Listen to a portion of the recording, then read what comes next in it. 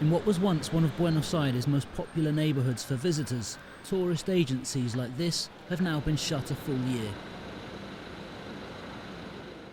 With nearly 20 years of experience, owner Lucas Markowiecki and his employees have been working online since last March.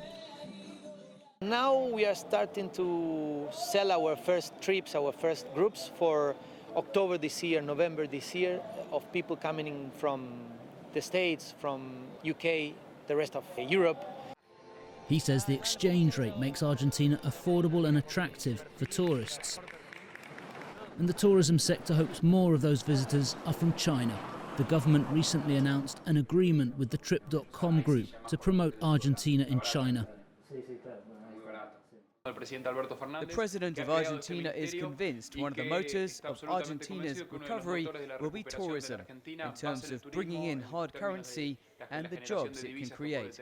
We are very excited by the agreement that we have been waiting a long time to seal. Argentina's tourism minister says the industry provides 10% of the country's GDP and believes there is room for growth from the Chinese market. But there remains the key question of when international tourists will be able to visit.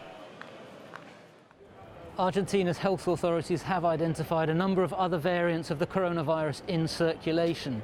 And although the number of daily confirmed cases remains relatively stable, the government has increased restrictions on new arrivals.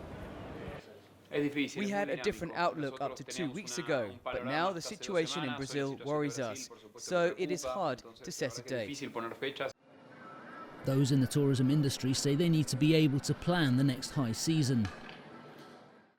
We need Argentina to say when are we going to be able to open our frontiers to anyone who has been vaccinated.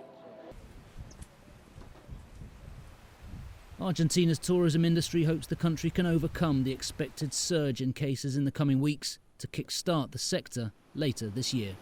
Joel Richards for CGTN in Buenos Aires.